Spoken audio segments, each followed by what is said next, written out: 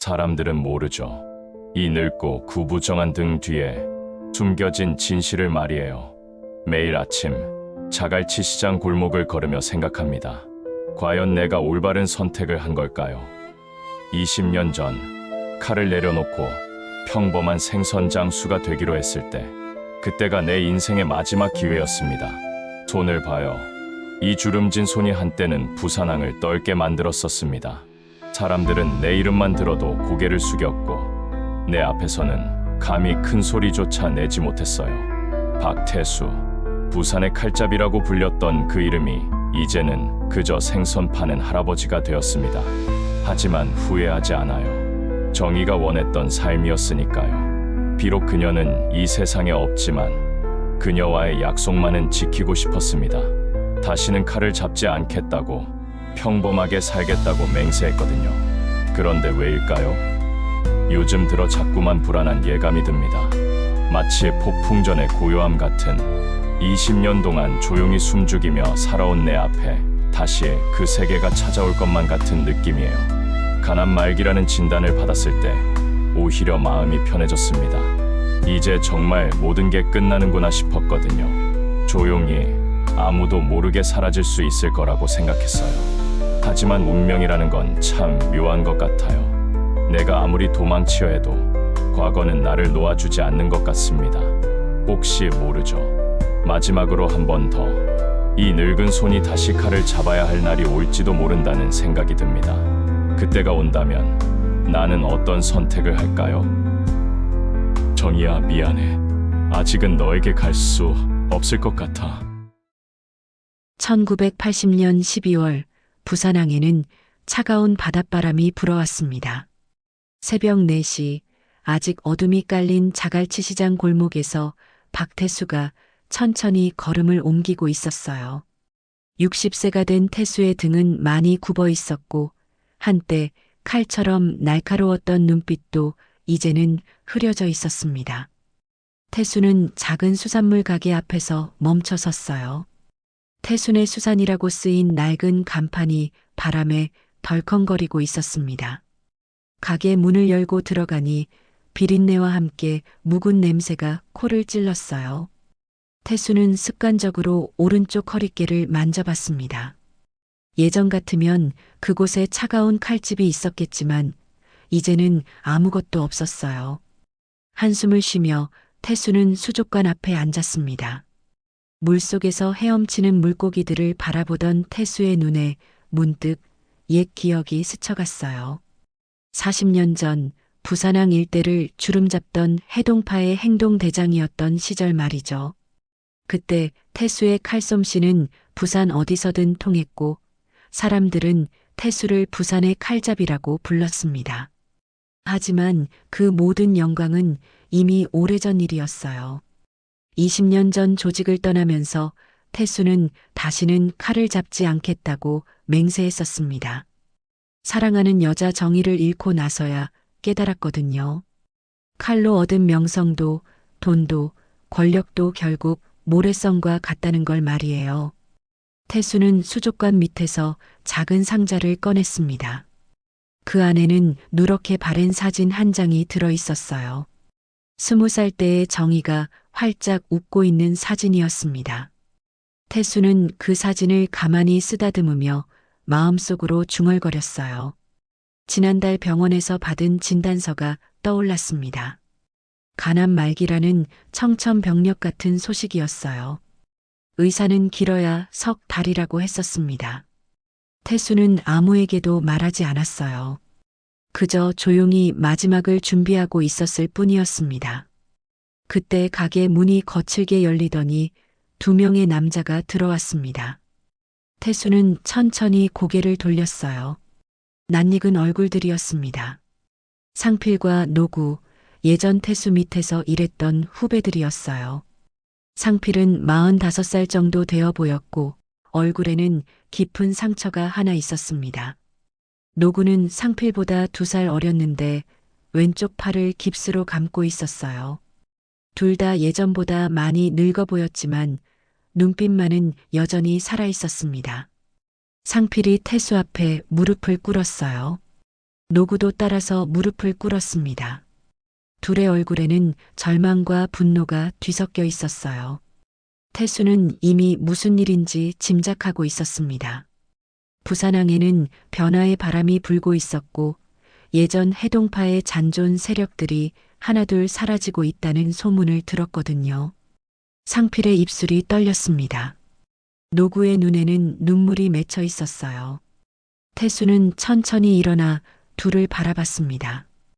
20년 만에 옛 조직의 사람들이 찾아온 것이었어요. 그리고 태수는 알았습니다. 자신의 조용한 마지막이 그렇게 쉽게 오지는 않을 것이라는 걸 말이에요. 바깥에서는 여전히 바닷바람이 불어오고 있었습니다. 그 바람 소리 속에서 태수는 오래전 잊으려 했던 기억들이 다시 살아나는 것을 느꼈어요. 칼의 차가운 감촉, 피의 냄새, 그리고 권력의 달콤함까지 모든 것이 다시 태수의 마음을 흔들기 시작했습니다. 오늘 이야기가 흥미로우셨다면 구독과 좋아요 버튼을 눌러주세요. 태수는 상필과 노구를 바라보며 깊은 한숨을 쉬었습니다. 죽음을 앞둔 전설이 다시 한번 칼을 쥐어야 할 때가 온 것 같았어요. 부산항의 차가운 겨울바람이 가게 안으로 스며들어왔고 태수의 마지막 겨울이 시작되고 있었습니다. 상필의 목소리는 떨리고 있었습니다. 태수는 묵묵히 이야기를 들었어요. 부산항에 새로운 세력이 나타났다는 것이었습니다. 진회장이라는 자가 이끄는 조직이 기존 세력들을 하나씩 제거하고 있었어요. 진회장은 서울에서 내려온 자였습니다. 젊고 잔인했으며 돈의 힘으로 부산항을 장악하려 하고 있었어요. 진회장의 오른팔인 지호는 특히 잔혹하기로 유명했습니다. 32살의 지호는 칼보다는 총을 선호했고 협상보다는 힘으로 모든 것을 해결하려 했어요. 상필은 계속해서 설명했습니다. 해동파의 남은 조직원들이 하나둘 사라지고 있다는 것이었어요. 어떤 이는 부산을 떠났고 어떤 이는 아예 행방불명되었습니다. 살아남은 이들은 상필과 노구를 포함해서 겨우 7명뿐이었어요. 노구는 자신의 깁스한 팔을 들어 보였습니다. 지난주 진해장파의 행동대원들에게 당한 상처였어요. 43살의 노구는 해동파에서 15년을 몸담아온 베테랑이었거든요. 그런 노구가 젊은 놈들에게 일방적으로 당했다는 것이 분하고 또 분했습니다. 상필은 태수의 얼굴을 유심히 바라봤어요. 태수가 많이 늙었다는 것을 알 수 있었지만 여전히 그 눈빛만은 살아있었습니다. 상필은 태수에게 배운 것들을 떠올렸어요. 칼 쓰는 법, 싸우는 법, 그리고 의리를 지키는 법까지 모든 것을 태수에게서 배웠었습니다. 태수는 천천히 고개를 저었습니다. 이미 끝난 일이라고 생각했어요. 해동파는 이미 역사 속으로 사라진 조직이었고 태수 자신도 이미 그 세계와는 인연을 끊었다고 생각했습니다. 하지만 상필과 노구의 절망스러운 표정을 보니 마음이 편하지 않았어요. 상필이 주머니에서 작은 봉투를 꺼냈습니다. 봉투를 열어보니 사진 몇 장이 들어 있었어요. 사진 속에는 태수가 아는 얼굴들이 있었습니다. 예전 해동파 조직원들이었는데 모두 참혹한 모습으로 죽어 있었어요. 태수의 손이 미세하게 떨렸습니다. 사진 속의 얼굴들은 모두 태수와 함께 일했던 사람들이었어요. 막내였던 철수, 항상 웃음을 잃지 않던 광희, 그리고 태수를 아버지처럼 따르던 영달까지 모두 끔찍한 모습으로 죽어 있었습니다. 노구는 진해장파의 잔혹한 행동에 대해 더 자세히 설명했어요. 이들은 단순히 세력 확장만을 위한 것이 아니라 해동파의 완전한 제거를 목표로 하고 있었습니다. 과거 해동파와 관련된 모든 사람들을 찾아내서 제거하고 있었어요. 태수의 이름도 그들의 명단에 올라 있다는 소문이 돌고 있었습니다. 태수는 사진들을 다시 봉투에 넣었습니다. 마음속에서 뭔가 끓어오르는 것을 느꼈어요. 분노였습니다. 오랫동안 잠들어 있던 분노가 다시 고개를 들고 있었어요. 하지만 태수는 그 감정을 억눌렀습니다. 이미 자신은 그 세계의 사람이 아니었거든요. 상필의 설명은 계속되었습니다. 태수의 도움 없이는 살아남을 수 없다는 것이었어요. 진해장파는 이미 부산항의 대부분을 장악했고 경찰까지 매수한 상태였습니다. 상필과 노구를 포함한 남은 조직원들은 이미 도망칠 곳도 없는 상황이었어요. 태수는 창문 너머로 보이는 부산항을 바라봤습니다. 새벽 6시가 되어 하늘이 조금씩 밝아지고 있었어요. 항구에서는 어선들이 하나둘 들어오고 있었고 시장 준비를 하는 사람들의 모습이 보였습니다. 평범한 일상이 계속되고 있었지만 그 이면에는 피비린내 나는 권력 투쟁이 벌어지고 있었어요. 태수는 상필과 노구를 다시 바라봤습니다.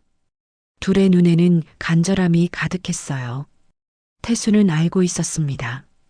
자신이 거부한다면 이 둘은 며칠 내로 죽을 것이라는 걸 말이에요. 그리고 진해장파는 결국 태수까지 찾아올 것이었습니다.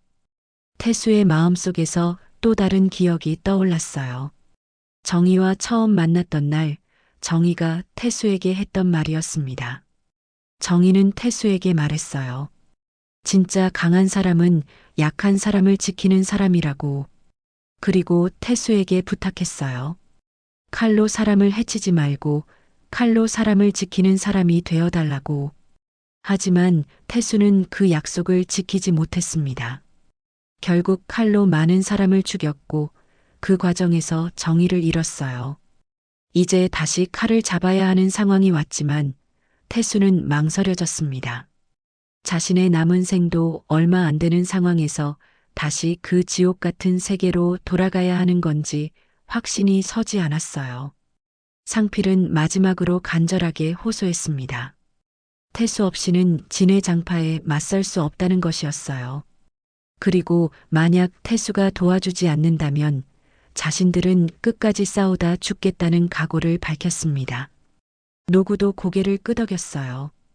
둘 다 이미 각오를 단단히 한 상태였습니다. 태수는 깊은 한숨을 쉬었습니다. 조용히 죽음을 맞이하려던 계획이 완전히 틀어진 것 같았어요. 과연 이 평범한 생선 장수가 다시 한번 과거의 모습을 드러낼까요? 상필과 노구가 떠난 후 태수는 홀로 가게에 남았습니다. 마음이 복잡했어요. 20년 전 조직을 떠날 때의 기억이 생생하게 떠올랐습니다. 그때 태수는 스스로에게 맹세했었어요. 다시는 칼을 잡지 않겠다고, 평범한 사람으로 살겠다고 말이에요. 태수는 가게 문을 잠그고 밖으로 나왔습니다. 발걸음이 자연스럽게 영도구 쪽으로 향했어요. 그곳에는 태수에게 가장 소중했던 사람이 잠들어 있었습니다. 버스를 타고 40분을 달려 도착한 곳은 작은 공동묘지였어요. 묘지 한 구석에 있는 작은 비석 앞에서 태수는 멈춰 섰습니다. 김정희 묘라고 새겨진 비석이었어요. 벌써 20년이 흘렀지만 태수는 매달 이곳을 찾아왔습니다. 비석 앞에는 시든 국화 몇 송이가 놓여 있었어요. 태수는 무릎을 꿇고 앉았습니다. 정희와 처음 만났던 때를 떠올렸어요. 1960년 태수가 25살이었을 때였습니다. 정희는 부산역 근처의 작은 다방에서 일하고 있었어요. 19살의 정희는 맑은 눈을 가진 아름다운 여자였습니다. 처음에는 단순한 호기심이었어요. 조직 생활을 하던 태수에게 정희 같은 순수한 여자는 신선한 충격이었습니다. 정희는 태수의 정체를 모르고 있었어요. 태수도 정희 앞에서만은 평범한 청년인 척했습니다. 두 사람은 천천히 사랑에 빠졌습니다. 정희는 태수에게 꿈을 이야기했어요. 작은 카페를 열어서 함께 운영하고 싶다고, 평범하지만 행복한 가정을 꾸리고 싶다고 말했습니다. 태수도 그런 정희의 꿈에 동참하고 싶었어요. 태수는 정희와 함께 있을 때만큼은 자신이 다른 사람이 된 것 같았습니다. 칼 대신 붓을 잡고 싶어 했어요. 정희는 태수에게 서예를 가르쳐 주었습니다. 태수의 거친 손이 붓을 잡는 모습을 보며 정희는 항상 웃었어요. 하지만 현실은 그렇게 호락호락하지 않았습니다. 해동파는 당시 부산항에서 가장 큰 조직이었고 태수는 그 조직의 핵심 인물이었어요. 조직을 떠나는 것은 쉬운 일이 아니었습니다. 그리고 태수의 정체를 알게 된 정희는 큰 충격을 받았어요. 정희는 태수에게 간절히 부탁했습니다. 조직을 떠나서 함께 새로운 삶을 시작하자고 말했어요. 태수도 그렇게 하고 싶었지만 조직의 압박이 만만치 않았습니다. 해동파의 보스였던 황 회장은 태수를 놓아주려 하지 않았어요. 그러던 중 사건이 터졌습니다. 경쟁 조직인 용마파와의 전면전이 시작된 것이었어요. 용마파는 해동파의 세력권을 넘보고 있었고 결국 충돌은 피할 수 없었습니다. 태수는 최전선에서 싸워야 했어요. 전쟁은 석 달 동안 계속되었습니다. 태수는 그 기간 동안 정희를 만날 수 없었어요. 정희는 매일 태수를 기다렸지만 태수는 피에 젖은 채로 돌아올 수밖에 없었습니다. 정희는 그런 태수를 보며 점점 지쳐갔어요. 마침내 해동파가 승리했습니다. 태수의 활약이 결정적이었어요. 하지만 승리의 대가는 혹독했습니다. 용마파가 보복으로 정의를 노렸던 것이었어요. 태수가 알았을 때는 이미 늦었습니다. 정의는 병원에 누워 있었어요. 용마파의 잔당들이 정의를 습격했고 정의는 의식을 잃은 상태였습니다. 의사는 깨어날 가능성이 희박하다고 했어요. 태수는 정의 곁에서 밤낮으로 기도했습니다. 열흘 후 정의가 잠깐 의식을 되찾았어요. 태수는 정의의 손을 잡고 눈물을 흘렸습니다. 정의는 태수를 바라보며 마지막 말을 남겼어요. 태수에게 미안하다고 그리고 사랑한다고 말했습니다. 그리고 다시는 칼을 잡지 말라고 부탁했어요. 정의가 숨을 거둔 후 태수는 완전히 달라졌습니다. 용마파의 잔당들을 모두 찾아내어 처참하게 복수했어요. 태수의 칼날은 그 어느 때보다 차가웠고 잔인했습니다. 부산항에는 태수의 이름만 들어도 벌벌 떠는 사람들이 생겼어요. 하지만 복수가 끝난 후에도 태수의 마음은 비어 있었습니다. 정의는 돌아오지 않았고 태수는 더 이상 살아갈 이유를 찾지 못했어요. 그때 태수는 결심했습니다. 조직을 떠나서 조용히 살겠다고 말이에요. 황 회장은 처음에는 반대했지만 태수의 의지가 굳건함을 알고 결국 허락했어요.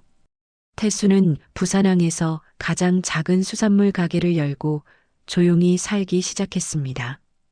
그리고 매달 정의의 묘를 찾아 자신의 안부를 전했어요. 20년이 흘렀지만 태수의 마음은 여전히 그때 그 자리에 머물러 있었습니다. 정의에 대한 사랑, 그리고 정의에게 한 약속이 태수를 지탱해주는 유일한 것이었어요. 하지만 이제 다시 칼을 잡아야 하는 상황이 온 것 같았습니다. 태수는 정의의 비석을 쓰다듬었습니다. 정의라면 뭐라고 할까요? 아마도 또다시 칼을 잡지 말라고 할 것 같았어요. 하지만 태수는 알고 있었습니다.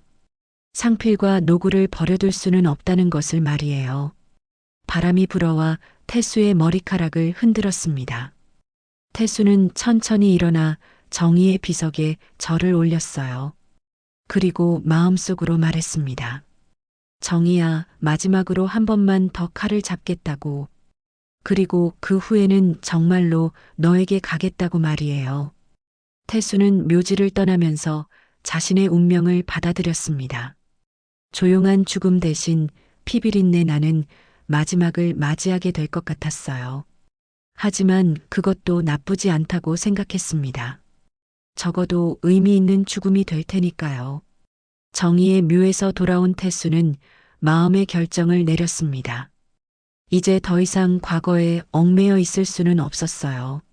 상필과 노구를 도와주기로 한 것이었습니다. 하지만 그 전에 해야 할 일이 있었어요. 태수는 가게로 돌아와 수족관 아래쪽을 살펴봤습니다. 나무 바닥 중 하나가 살짝 들려 있었어요. 태수는 그 나무판을 들어 올렸습니다. 그 아래에는 기름 종이에 쌓인 긴 물건이 하나 있었어요. 20년 만에 다시 보는 것이었습니다. 태수는 조심스럽게 기름 종이를 풀었어요.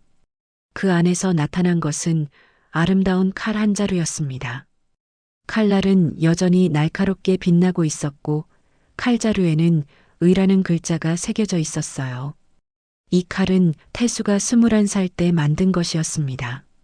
당시 부산에서 가장 유명한 대장장이었던 김철수 노인이 직접 만들어준 칼이었어요. 태수는 이 칼로 수많은 적들을 베었고 해동파의 전설이 되었습니다. 칼을 손에 쥔 순간 태수는 이상한 느낌을 받았어요. 오랜 시간이 흘렀지만 칼은 여전히 태수의 손에 딱 맞았습니다.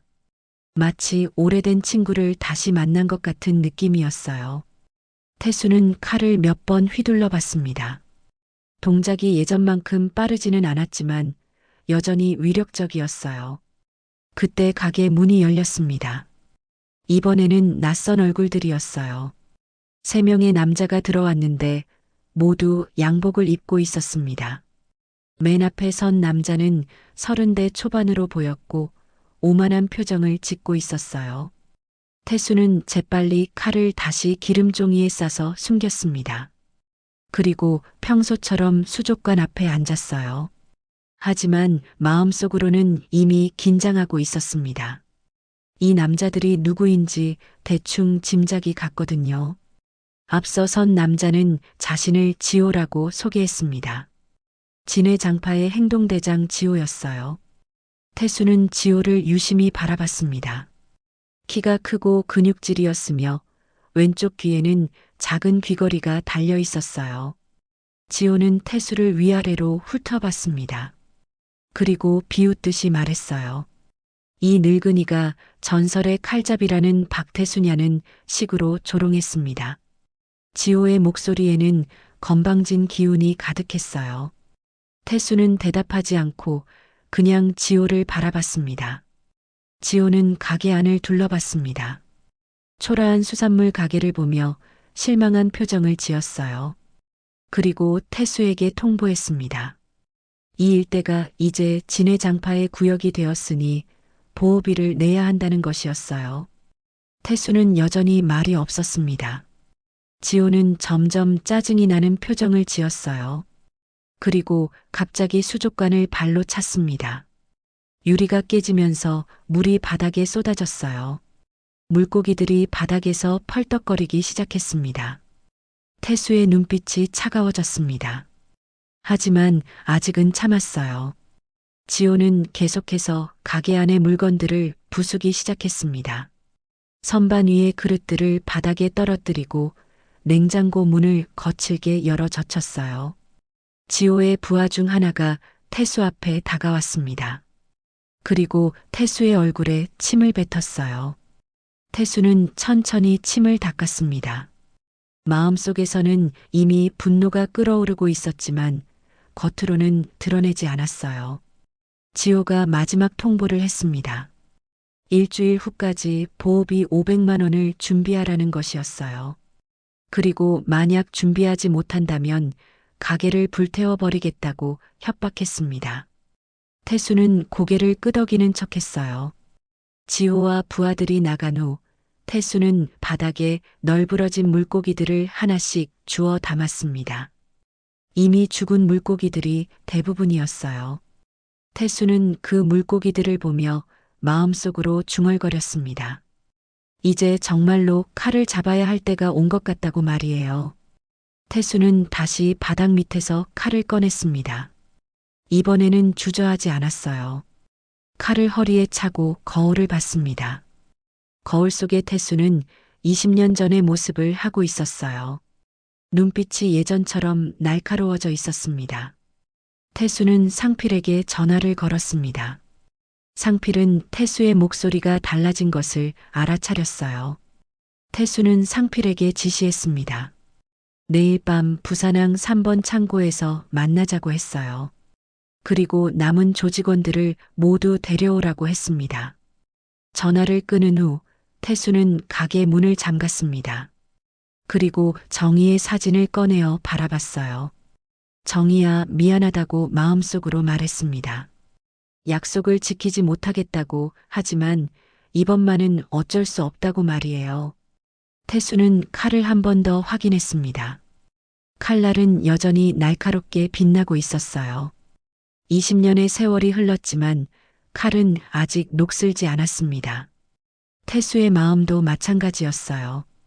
분노와 의지가 다시 불타오르고 있었습니다. 그날 밤 태수는 오랜만에 칼을 닦았습니다. 하나하나 정성스럽게 닦으면서 마음가짐을 다졌어요. 내일부터는 다시 예전의 박태수가 되어야 했습니다. 부산항의 전설이었던 칼잡이 박태수로 돌아가야 하는 시간이었어요. 새벽이 되자 태수는 잠시 잠들었습니다. 꿈속에서 태수는 젊은 시절의 자신을 보았어요. 칼을 휘두르며 적들과 싸우던 모습, 그리고 승리 후 동료들과 함께 웃던 모습까지 모든 것이 생생했습니다. 태수는 꿈속에서도 알고 있었어요. 이제 마지막 싸움이 시작될 것이라는 걸 말이에요. 평범한 생선 장수였던 할아버지의 진짜 모습이 드러나기 시작했습니다. 과연 이 사실을 안 젊은 깡패들에게는 어떤 운명이 기다리고 있을까요? 다음 날 밤 11시 부산항 3번 창고 앞에 태수가 나타났습니다. 검은 코트를 입고 허리에 칼을 찬 태수의 모습은 20년 전과 크게 다르지 않았어요. 다만 머리가 희끗희끗해졌고 주름이 깊어진 정도였습니다. 상필과 노구가 먼저 와서 기다리고 있었어요. 둘 다 태수의 달라진 모습을 보고 놀랐습니다. 예전의 카리스마가 다시 살아나 있었거든요. 태수는 상필과 노구에게 고개를 끄덕여 인사했어요. 곧이어 나머지 조직원들도 하나둘 모여들었습니다. 모두 5명이었어요. 막내인 현수는 28살이었고 가장 나이가 많은 석구는 52살이었습니다. 모두 해동파의 마지막 생존자들이었어요. 태수는 조직원들을 둘러봤습니다. 모두 상처투성이었어요. 현수는 얼굴에 칼자국이 있었고 석구는 다리를 절고 있었습니다. 진해 장파에게 당한 상처들이었어요. 태수는 마음이 아팠지만 내색하지 않았습니다. 상필이 태수에게 상황을 보고했습니다. 진해 장파는 총 20명 정도 되는 조직이었어요. 지호를 포함해서 말이에요. 모두 젊고 잔인했으며 칼보다는 총을 선호했습니다. 게다가 경찰까지 매수한 상태여서 쉽게 상대할 수 없었어요. 태수는 조용히 들었습니다. 그리고 자신의 계획을 설명했어요. 정면 승부를 하자는 것이었습니다. 진해 장파의 본거지인 5번 창고를 기습하자는 계획이었어요. 상필은 걱정스러운 표정을 지었습니다. 숫자상으로 불리했거든요. 하지만 태수는 자신 있어 했습니다. 진해 장파는 젊지만 경험이 부족했어요. 반면 해동파의 남은 조직원들은 모두 베테랑이었습니다. 특히 태수 자신은 수많은 실전 경험을 갖고 있었어요. 숫자의 열쇠를 실력으로 극복할 수 있다고 판단했습니다. 태수는 각자의 역할을 지시했습니다. 상필과 노구는 정면으로 들어가서 적들의 주의를 끌고 나머지는 뒤쪽으로 돌아가서 기습하라고 했어요. 태수 자신은 홀로 지호를 상대하기로 했습니다. 자정이 되자 7명이 5번 창고로 향했습니다. 창고 주변은 컴컴했고 바닷바람이 차갑게 불고 있었어요. 태수는 창고를 둘러보며 진입 경로를 파악했습니다. 20년 전의 감각이 다시 살아나고 있었어요. 창고 안에서는 불빛이 새어나오고 있었습니다. 진해 장파 조직원들이 모여 있는 것 같았어요. 태수는 손짓으로 부하들에게 신호를 보냈습니다. 이제 시작이라는 신호였어요. 상필과 노구가 창고 정문으로 들어갔습니다. 갑자기 창고 안이 시끄러워졌어요. 싸움이 시작된 것이었습니다. 태수는 그 틈을 타서 창고 옆문으로 들어갔어요. 창고 안은 생각보다 넓었습니다. 여기저기 화물 상자들이 쌓여 있었고 가운데에는 넓은 공간이 있었어요. 그 공간에서 진해장파 조직원들이 상필과 노구를 에워싸고 있었습니다. 태수는 상자 뒤에 숨어서 상황을 지켜봤습니다. 지호는 보이지 않았어요. 아마 다른 곳에 있는 것 같았습니다. 태수는 조용히 움직이며 지호를 찾기 시작했어요. 그때 창고 안쪽에서 고함 소리가 들렸습니다. 태수는 그쪽으로 향했어요. 창고 안쪽에는 작은 사무실이 있었습니다. 그 사무실에서 지호가 나타났어요. 지호는 태수를 보고 놀란 표정을 지었습니다. 하지만 곧 비웃음을 지었어요. 늙은 칼잡이가 여기까지 왔다며 조롱했습니다. 태수는 대답하지 않고 천천히 칼을 뽑았어요. 지호도 허리에서 칼을 뽑았습니다. 태수보다 훨씬 젊고 힘이 셌어요. 지호는 자신있게 태수에게 달려들었습니다. 하지만 태수는 침착하게 지호의 공격을 막아냈어요. 첫 번째 공격을 막아낸 태수는 바로 반격했습니다. 지호가 미처 대응하지 못할 정도로 빠른 공격이었어요. 태수의 칼날이 지호의 팔을 스쳤고 지호가 비명을 질렀습니다. 지호는 당황했습니다. 태수가 이렇게 빠를 줄은 몰랐거든요. 하지만 지호도 쉽게 당할 만큼 약하지는 않았어요. 다시 자세를 정비하고 태수를 공격했습니다.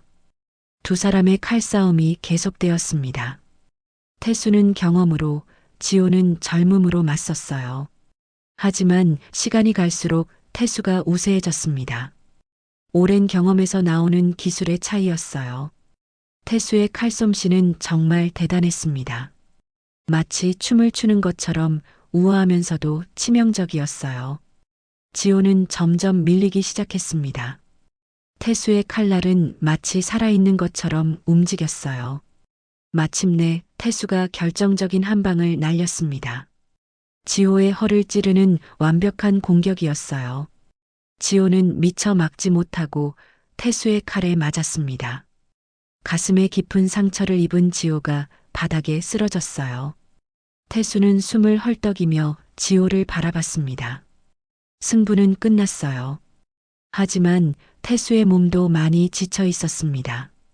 예전 같지 않은 체력 때문에 힘들었거든요. 그리고 몸 곳곳에 상처도 입어 있었어요. 창고 밖에서는 여전히 싸움이 계속되고 있었습니다. 태수는 칼을 들고 밖으로 나갔어요. 동료들을 도와야 했습니다. 하지만 태수의 몸은 이미 한계에 달해 있었어요. 태수가 밖으로 나오자 진해장파 조직원들이 놀랐습니다. 지호가 당했다는 것을 알아차렸거든요. 몇 명이 태수에게 달려들었지만 태수는 마지막 힘을 짜내어 그들을 물리쳤어요. 태수의 칼날은 여전히 번개처럼 빨랐습니다. 하나, 둘, 셋. 진해장파 조직원들이 하나씩 쓰러져 갔어요. 태수는 마치 젊은 시절로 돌아간 것 같았습니다. 결국 진해장파는 철수했습니다. 지옥까지 당한 상황에서 더 이상 싸울 이유가 없었거든요. 태수와 동료들이 승리한 순간이었어요. 하지만 태수는 이미 몸에 여러 상처를 입은 상태였습니다. 태수는 바닥에 주저앉았습니다. 숨이 가빠서 말을 할 수 없었어요. 상필이 달려와서 태수를 부축했습니다. 태수는 상필을 바라보며 미소를 지었어요. 해냈다는 표정이었습니다. 평범한 생선장수 할아버지의 진짜 정체가 완전히 드러난 순간이었어요. 부산항의 전설이 다시 한번 자신의 실력을 증명한 것이었습니다. 창고 안이 조용해졌습니다. 진해장파 조직원들은 모두 도망쳤고 지호는 의식을 잃은 채 바닥에 누워 있었어요. 태수는 벽에 기대어 앉아 숨을 고르고 있었습니다. 온몸이 아팠지만 마음만은 후련했어요. 상필이 태수의 상처를 살펴봤습니다. 왼쪽 어깨와 오른쪽 옆구리에 칼 자국이 있었어요. 깊지는 않았지만 피가 많이 나고 있었습니다. 노구는 급히 응급처치를 해줬어요. 태수는 상필에게 지시했습니다. 경찰이 오기 전에 모두 피하라고 했어요. 자신은 좀 더 있겠다고 했습니다. 상필은 태수를 두고 갈 수 없다고 했지만 태수는 고집했어요. 태수는 상필에게 설명했습니다. 자신이 여기 남아서 마무리를 해야 한다고 했어요. 그리고 상필과 동료들은 새로운 삶을 시작해야 한다고 당부했습니다. 상필은 울먹이며 태수의 말을 들었어요. 상필과 동료들이 떠난 후 태수는 홀로 창고에 남았습니다. 지호는 여전히 의식을 잃고 있었어요. 태수는 지호를 내려다보며 복잡한 심정이었습니다. 한때는 자신도 지호와 같았었거든요. 태수는 창고 밖으로 나갔습니다. 부산항의 새벽 바다가 보였어요.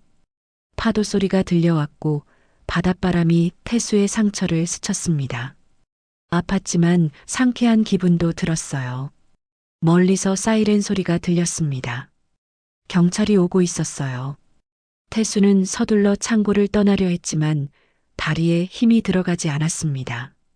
너무 많은 피를 흘렸거든요. 태수는 창고 근처 큰 돌에 앉았습니다.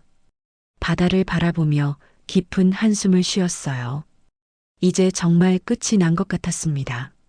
진해장파는 더 이상 부산항을 위협하지 않을 것이고 상필과 동료들도 안전할 것 같았어요. 경찰차가 도착했습니다. 몇 명의 경찰이 창고로 뛰어들어갔어요. 태수는 그 모습을 멀리서 지켜봤습니다. 곧 구급차도 도착했고 지호가 들것에 실려 나왔어요. 한 경찰관이 태수를 발견했습니다. 태수는 도망치려 하지 않았어요. 이미 체력이 한계에 달했거든요.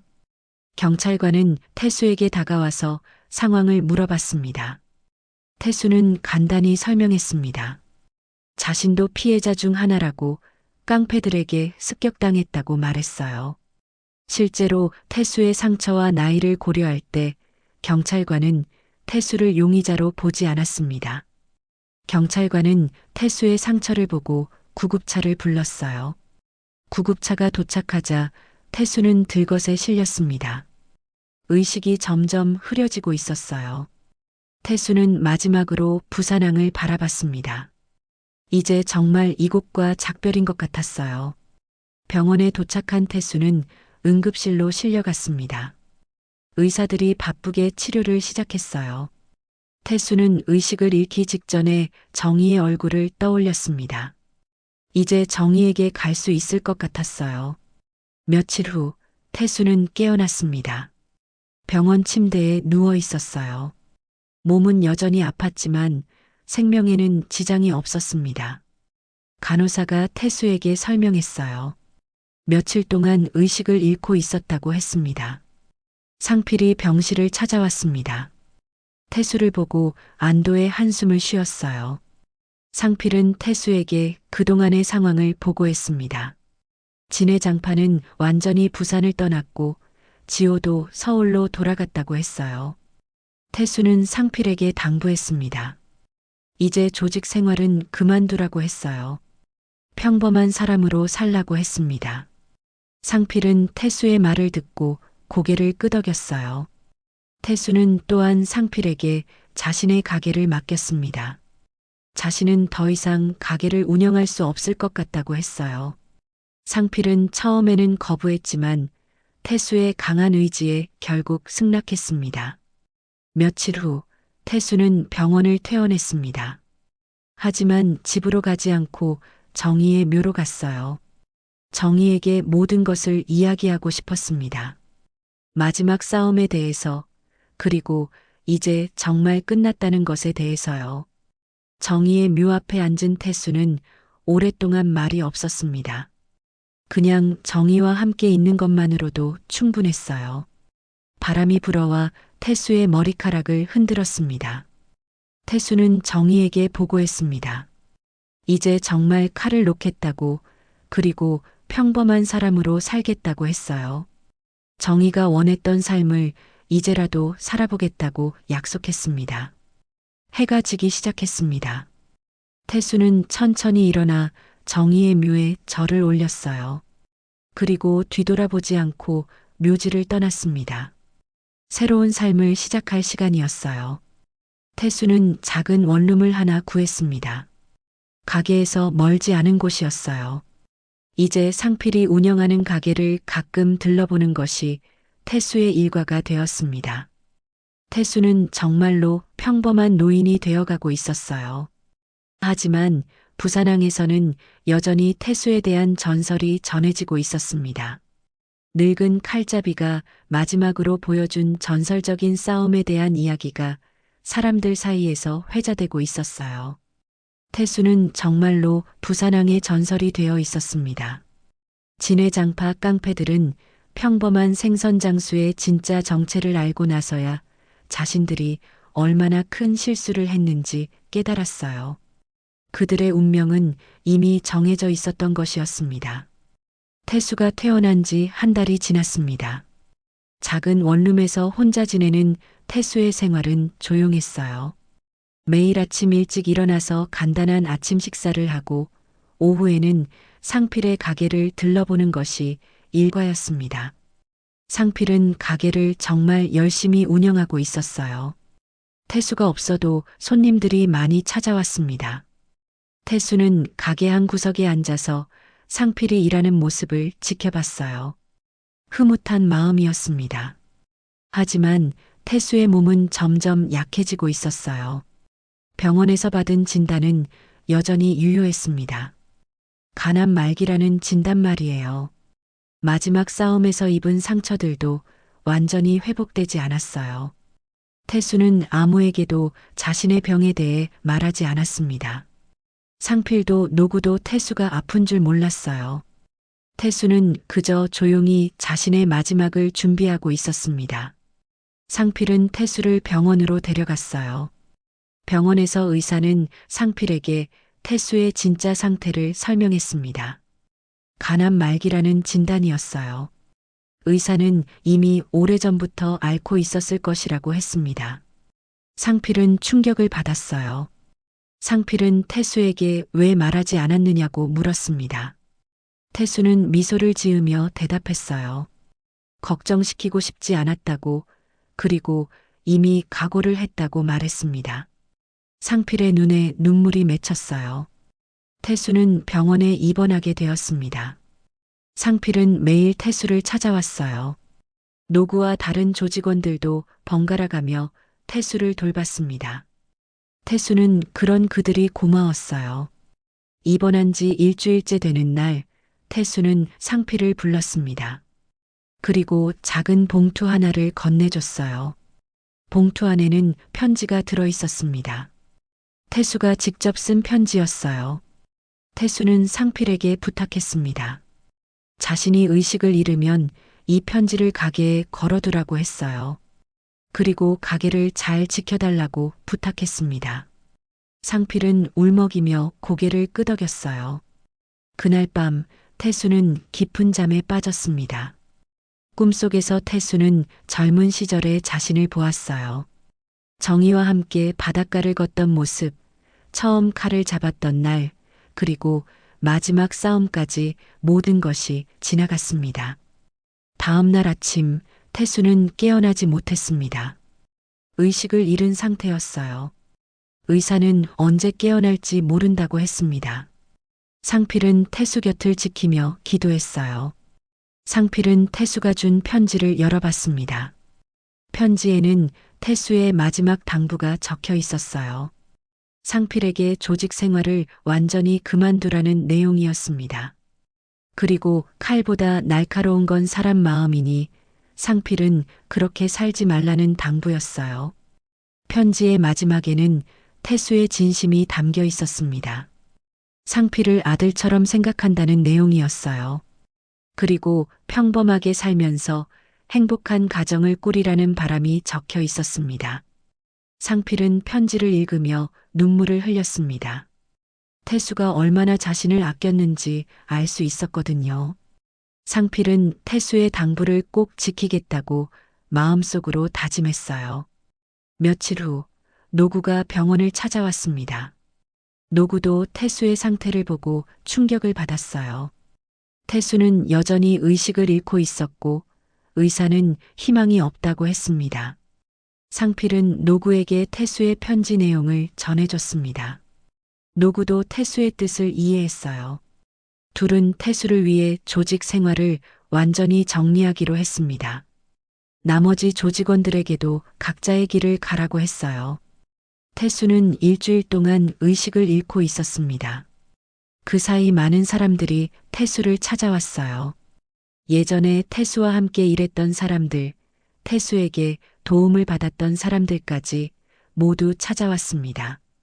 어느 날 밤 태수는 잠깐 의식을 되찾았습니다. 상필이 곁에서 지키고 있었어요. 태수는 상필을 보고 미소를 지었습니다. 그리고 마지막 말을 남겼어요. 태수는 상필에게 감사를 표했습니다. 고맙다고 그리고 행복하게 살라고 했어요. 상필은 태수의 손을 꼭 잡고 대답했습니다. 꼭 행복하게 살겠다고 그리고 태수를 잊지 않겠다고 했어요. 태수는 마지막으로 창문 너머로 보이는 부산항을 바라봤습니다. 새벽 바다가 아름답게 빛나고 있었어요. 태수는 그 바다를 보며 천천히 눈을 감았습니다. 그날 새벽 태수는 조용히 숨을 거두었습니다. 상필과 노구가 마지막을 지켜봤어요. 태수의 얼굴은 평온했습니다. 마치 오랜 여행을 마치고 집에 돌아온 것 같은 표정이었어요. 태수의 장례식에는 많은 사람들이 참석했습니다. 예전 조직원들뿐만 아니라 시장 상인들, 그리고 태수를 알던 동네 사람들까지 모두 찾아왔어요. 태수가 얼마나 많은 사람들에게 사랑받았는지 알 수 있었습니다. 태수는 정의 옆에 묻혔습니다. 상필이 직접 묘지를 정했어요. 태수가 가장 원했을 곳이라고 생각했거든요. 이제 태수는 정의와 함께 영원히 쉴 수 있게 되었습니다. 장례식이 끝난 후 상필은 태수의 편지를 가게에 걸었습니다. 액자에 넣어서 가게 벽에 걸어두었어요. 그리고 태수의 사진도 함께 걸었습니다. 태수가 젊었을 때의 사진이었어요. 부산항에서는 태수에 대한 이야기가 전설처럼 전해지기 시작했습니다. 늙은 칼잡이가 마지막으로 보여준 의리와 용기에 대한 이야기였어요. 사람들은 태수를 부산항의 진짜 영웅이라고 불렀습니다. 바다는 모든 것을 삼킨다고 했습니다. 태수의 삶도, 태수의 아픔도, 태수의 사랑도 모두 바다가 삼켜버렸어요. 하지만 태수가 남긴 의리와 사랑만은 사람들의 마음속에 영원히 남을 것 같았습니다. 진해장파 깡패들은 이제야 깨달았습니다. 자신들이 건드린 것이 단순한 생선 장수가 아니라 부산항에 살아있는 전설이었다는 것을요. 그들의 운명은 태수의 진짜 정체를 안 순간부터 이미 정해져 있었던 것이었습니다. 태수가 세상을 떠난 지 석 달이 지났습니다. 부산항에는 따뜻한 봄바람이 불기 시작했어요. 겨울의 차가운 기운은 어느새 사라지고 새로운 계절이 시작되고 있었습니다. 상필은 매일 아침 일찍 가게를 열었습니다. 태순의 수산이라는 간판은 그대로 두었어요. 태수를 기리는 마음이었습니다. 가게 벽에는 태수의 사진과 편지가 걸려 있었어요. 가게는 예전보다 더 번창하고 있었습니다. 태수의 이야기를 들은 사람들이 많이 찾아왔거든요. 상필은 그런 손님들에게 태수에 대한 이야기를 들려주곤 했어요.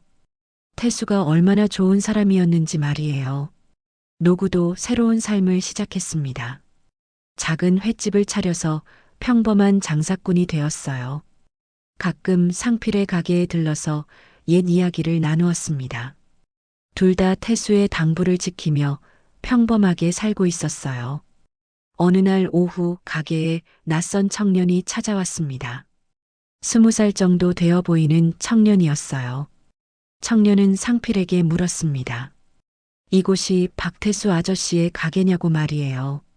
상필이 그렇다고 대답하자 청년은 자신을 소개했습니다. 자신이 진호라고, 지호의 동생이라고 했어요. 상필은 깜짝 놀랐습니다. 적의 가족이 찾아온 것이었거든요. 하지만 진호는 적대적이지 않았습니다. 오히려 미안한 표정을 짓고 있었어요. 진호는 상필에게 설명했습니다. 형 지호가 부산항에서 벌인 일들에 대해 사과하고 싶다고 했어요. 진호는 계속해서 말했습니다. 지호가 서울로 돌아간 후 많이 변했다고 했어요. 태수와의 싸움에서 큰 깨달음을 얻었다고 합니다. 지호는 이제 조직 생활을 그만두고 평범하게 살고 있다고 했어요. 상필은 진호의 말을 듣고 놀랐습니다. 지호가 변했다는 것이 믿어지지 않았거든요. 하지만 진호의 진정성 있는 모습을 보니 거짓말 같지는 않았어요. 진호는 상필에게 편지 하나를 건네줬습니다. 지호가 직접 쓴 편지였어요. 편지에는 지호의 진심 어린 사과가 담겨 있었습니다. 그리고 태수에 대한 존경의 마음도 표현되어 있었어요. 편지를 읽은 상필은 복잡한 심정이었습니다. 지호를 용서해야 할지 확신이 서지 않았거든요. 하지만 태수라면 어떻게 했을까 생각해 봤어요. 아마 용서했을 것 같았습니다. 상필은 진호에게 말했습니다. 지호의 사과를 받아들이겠다고 했어요. 그리고 앞으로는 평화롭게 지내자고 제안했습니다. 진호는 고마워하며 상필과 악수를 나눴어요. 진호가 떠난 후 상필은 태수의 사진을 바라봤습니다. 태수가 미소 짓고 있는 것 같았어요. 아마 태수도 이런 결말을 원했을 것 같았습니다. 복수보다는 용서를, 증오보다는 화해를 말이에요. 시간이 흘러 여름이 되었습니다. 상필은 가게 일에 완전히 적응했어요. 그리고 놀라운 일이 생겼습니다. 상필에게 연인이 생긴 것이었어요. 근처 카페에서 일하는 미경이라는 여자였습니다. 미경은 30살로 상필보다 15살 어렸습니다. 하지만 나이 차이는 문제가 되지 않았어요. 둘은 서로를 진심으로 사랑하고 있었습니다. 상필은 태수의 당부대로 평범한 행복을 찾아가고 있었어요. 어느 날 저녁 상필은 미경과 함께 태수의 묘를 찾았습니다. 미경에게 태수를 소개하고 싶었거든요. 상필은 태수의 묘 앞에서 미경과의 만남을 보고했어요. 상필은 태수에게 약속했습니다. 이제 정말 평범하게 살겠다고, 그리고 태수가 원했던 것처럼 행복한 가정을 꾸리겠다고 말이에요. 미경도 함께 절을 올렸습니다. 그해 가을 상필과 미경은 결혼했습니다. 작은 결혼식이었지만 따뜻했어요. 노구와 예전 조직원들도 모두 참석했습니다. 태수의 사진도 결혼식장에 놓여 있었어요. 결혼 후 상필과 미경은 가게 위층에서 신혼살림을 차렸습니다. 가게는 여전히 번창하고 있었고 둘의 사랑도 깊어져 갔어요. 상필은 정말로 태수가 원했던 삶을 살고 있었습니다. 이듬해 봄 상필과 미경 사이에 아이가 태어났습니다. 아들이었어요. 상필은 아이의 이름을 태연이라고 지었습니다. 태수의 태자를 따온 것이었어요. 상필은 아이를 안고 태수의 묘를 찾았습니다. 태수에게 손자가 태어났다고 보고했어요. 그리고 아이가 크면 태수에 대한 이야기를 들려주겠다고 약속했습니다. 부산항에서는 여전히 태수에 대한 전설이 전해지고 있었습니다.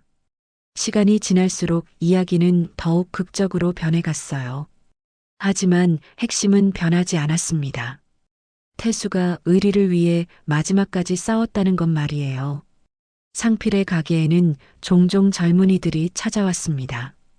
태수의 이야기를 듣고 싶어하는 사람들이었어요. 상필은 그런 사람들에게 진짜 태수의 모습을 들려줬습니다. 칼잡이가 아닌 따뜻한 마음을 가진 사람으로서의 태수를 말이에요. 몇 년이 흘렀습니다. 상필의 아들 태연이 5살이 되었어요. 태연은 아버지를 따라 가게에 나와서 손님들과 인사를 나누곤 했습니다. 사람들은 태연을 보며 태수를 떠올렸어요. 어느 겨울날 상필은 태연을 데리고 태수의 묘를 찾았습니다. 태연에게 태수 할아버지에 대한 이야기를 처음으로 들려주는 날이었어요. 상필은 아이가 이해할 수 있는 수준으로 태수의 이야기를 들려줬습니다. 태연은 태수의 이야기를 진지하게 들었습니다. 그리고 물었어요. 태수 할아버지는 나쁜 사람이었냐고 말이에요. 상필은 대답했습니다. 아니라고, 태수 할아버지는 세상에서 가장 좋은 사람이었다고 했어요. 부산항의 겨울이 다시 왔습니다. 하지만 이제는 더 이상 춥지 않았어요. 태수가 남긴 따뜻한 마음들이 사람들을 감싸고 있었거든요. 상필의 가게에는 여전히 많은 사람들이 찾아왔고 태수의 이야기는 계속 전해져 갔습니다. 이 감동적인 이야기를 끝까지 들어주셔서 감사합니다. 구독과 좋아요로 더 많은 사람들에게 이런 의미 있는 이야기를 전해주세요. 그 겨울, 바다는 또 하나의 전설을 완성했습니다. 박태수라는 한 남자의 이야기를 영원히 기억하게 된 것이었어요. 평범한 생선장수로 위장했던 전설의 칼잡이, 그가 마지막으로 보여준 진정한 용기와 의리는 부산항 사람들의 마음속에 영원히 남게 되었습니다. 진해장파 깡패들은 너무 늦게 깨달았습니다. 자신들이 무시하고 괴롭혔던 그 할아버지가 바로 부산항에 살아있는 전설이었다는 것을요. 생선 팔던 할아버지의 진짜 정체를 안 그들의 운명은 이미 그 순간부터 정해져 있었던 것이었습니다. 칼잡이에서 시작해서 사랑하는 사람이 된 태수의 마지막 겨울은 이렇게 끝이 났습니다. 하지만 태수가 남긴 의리와 사랑, 그리고 용서의 마음은 영원히 부산항에 남아있을 것입니다. 겨울은 지나가지만 진정한 전설은 영원히 사람들의 마음속에 살아있을 것입니다.